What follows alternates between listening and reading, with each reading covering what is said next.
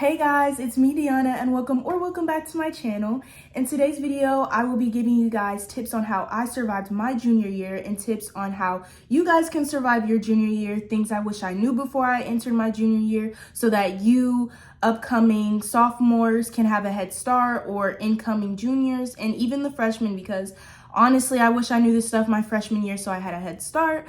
I know I haven't been consistent, but that is literally because junior year is so stressful. I was balancing taking 5 AP classes, I had a part-time job, and I had my YouTube channel, which is a commitment in itself. And I didn't want to give you guys like half, videos, because you guys deserve like the best product of what I can give you. But now that I'm out of school and I'm in summer, I have a little bit more free time to make YouTube videos. So I will be more consistent in the summer and going into my senior year, because I kind of took a lot off of my workload with the classes that I take, because senior year I just kind of wanted to be fresh and not wanting to stress out a lot about the classes that I'm taking, the things that I'm involved in, stuff like that.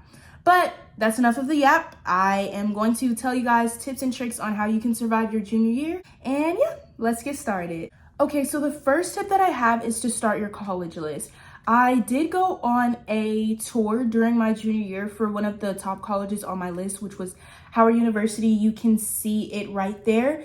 And in the summer going into my junior year, I went to Spelman College, which is also right there.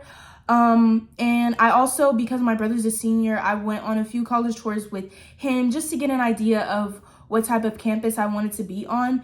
After your junior year, you're going into your senior year, so you're going to kind of have to know what colleges you want to go to, and you want to know what the campus looks like, and you want to have a feeling of what type of campus that you want to be on. You need to start your college list so that you can tour your colleges. For me, I have a spreadsheet of about 10 colleges. I have safety school, I have target schools, and then I have reach schools.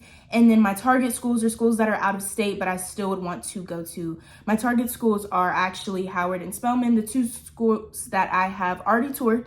And I loved both of the campuses. When I stepped on both campuses, I just felt like, I just felt like a feeling that I felt that I belonged. And I didn't get that with other colleges that I toured with my brother. So I think it's really important to start a college list.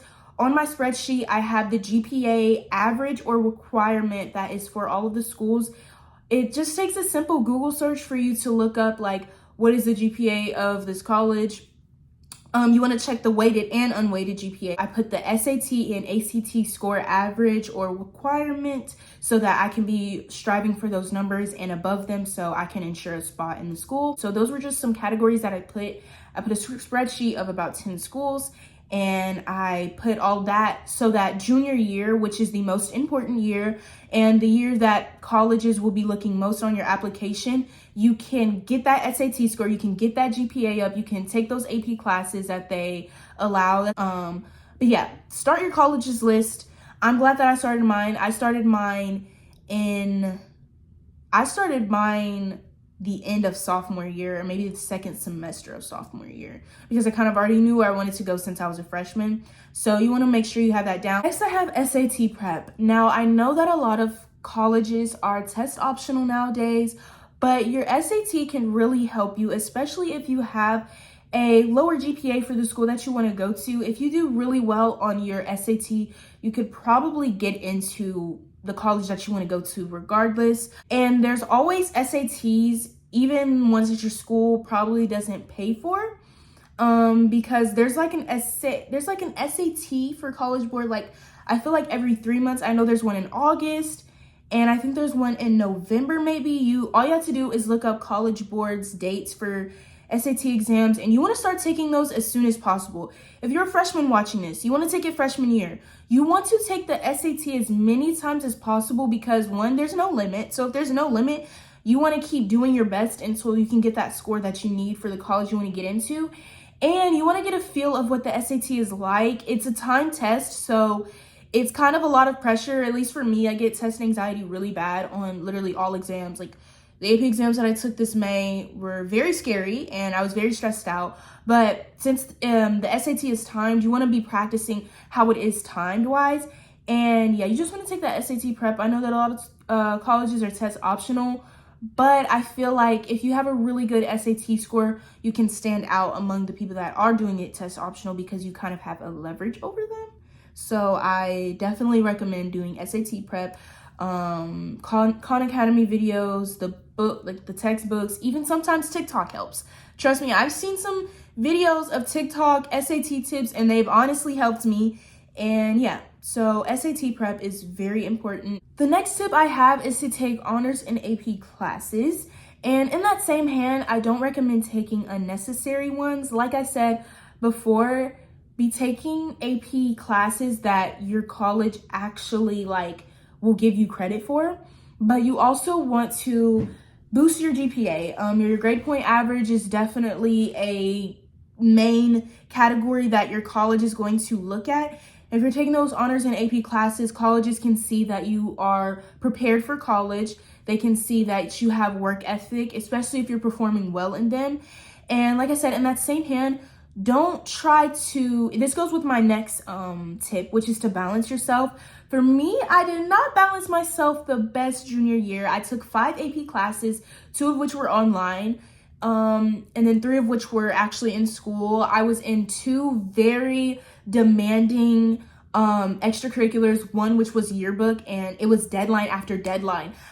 And it was very stressful. It was very overwhelming, which is a reason that I really couldn't focus on my channel because there was just so much going on at school. And even I had a job, which probably wasn't the best idea to get a job junior year because I was just very stressed all the time. Take those honors and AP classes, but take ones that you know you can perform well in. If you're a English and history girl, don't take AP bio. You know? Like, balance yourself out some. Take the AP and AP English and AP history classes, especially if you want to major in something. And also, when I say take AP classes and stuff, take the classes that kind of coincide and like kind of equate to what you want to do in college. But yeah, balance yourself. Don't take 7 AP classes, guys. I know everybody says junior year is the most important and you want to get everything down and packed, but it's really not going to do any help if you're stressed out all the time and your like health is suffering. You want to make sure that you're doing good mentally, because there's other things you can do that can get the attention of colleges. And while I would emphasize taking harder classes, because it does look good on college applications, only take harder classes that you know you could succeed in. The next tip I have is to start looking for leadership positions. Colleges definitely look at the clubs that you are active in, and you want to make sure that you're having leadership positions to show that you are very dedicated and you are very committed. I got 2 leadership roles this year, which I was very excited about. I definitely worked my butt off to get both of them. One was actually outside of school and then one was actually in school.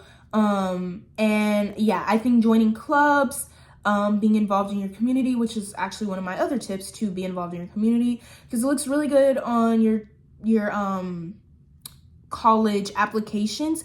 And just being a part of something where you can help people in a leadership light, I feel like it really helps you have character development. I feel like having leadership positions, yes, it does look good on college applications, but it also builds something in you. The next tip I have is self-care. This is a tip that I wish I would have used to survive, because it was something that I definitely wasn't doing as much as I should have. Junior year is definitely going to be the most stressful year of high school because of all of the pressure that is put on you to perform well on tests and perform well on exams and perform well in your classes and your college courses. And it's just a lot. And it kind of builds up over time and you kind of like lose yourself. I know like there was just times that I literally did not want to get up, but I had to go to school. But sometimes it's okay. It's okay not to be okay. It's okay to have a lazy day. It's okay to not come to school for one day. It is okay to just sleep in your bed and watch Netflix and eat popcorn. It's okay. I wish I would have done that more often because I probably would have been a little bit more sane coming out of junior year. I'm still trying to build back sanity inside myself because I was going crazy with all the classes and courses that I had to take.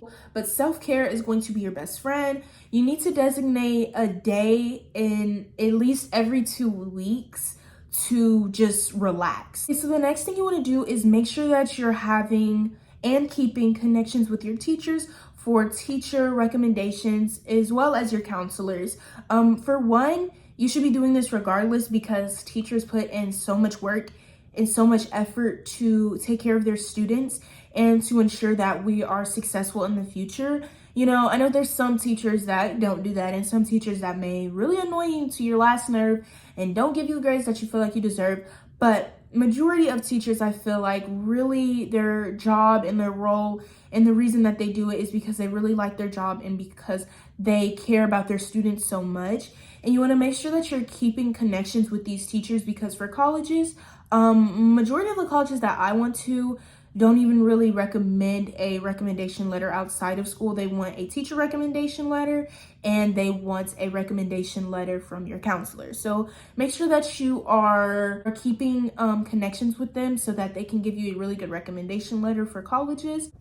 Another tip I had, which is one that I wish I knew, was to make friends in your grade. Literally almost, well, I have friends in my grade, obviously, but the friends that I've been friends with since freshman year, they were all seniors. I moved schools my sophomore year, like in the middle of my sophomore year. So like literally like my best friends that I was friends with from freshman year to still now today, they're seniors and they actually just graduated 2 days ago. So it was really hard to see all of my friends do, and because I moved too, so it was even harder because I wasn't even at school with them. But this is for if you go to school with your friends that are seniors and you're going to be a junior. It is going to be very hard and difficult to see them do senior activities that you like literally cannot go to. Like for example, senior sunrise, like you literally can't go to that. Like you can't even tag along to that. Senior assassin, you literally cannot do that with them. Like you're not even allowed. The senior clap out, senior walk, like you actually can't do that with them. So one, I would say cherish your memories, and two, I would say for the events that you can do with them, do it with them. My friends, they had their prom and I didn't go to their prom just because I didn't really want to go. My hair wasn't done, my nails weren't done, my toes weren't done, and I just didn't want to look ugly. I didn't want to overdo anything because it wasn't even my prom, but I just didn't want to look ugly, so I didn't really want to go. But I did go to their after party. Well, not even after party, but like the weekend after prom. I went to Galveston with them. So yeah, it's going to be very hard to see that. And I basically said all this to say, make friends in your grade. I'm very glad that I have a strong group of friends, like different groups of friends actually, that I will be able to experience the same senior events that my senior friends experienced without me. Because if you don't, it's just going to be kind of rough. Your junior year, like your senior year is going to be rough for you. So junior year, you want to make sure that you're establishing friendships with people you can establish friendships with sophomores because you're going to be graduated, and establishing friendships, especially with people that are in your grade. The next thing you want to do is to make sure that you are researching and applying for scholarships. There's a lot of scholarships that are for juniors. There's scholarships for like each grade level. You just have to do the research. College is expensive and not everybody is Bill Gates. So some of us need that money for college. So you want to make sure that you are applying for scholarships. You also want to make sure that you are researching the scholarships from the school that you want to go to.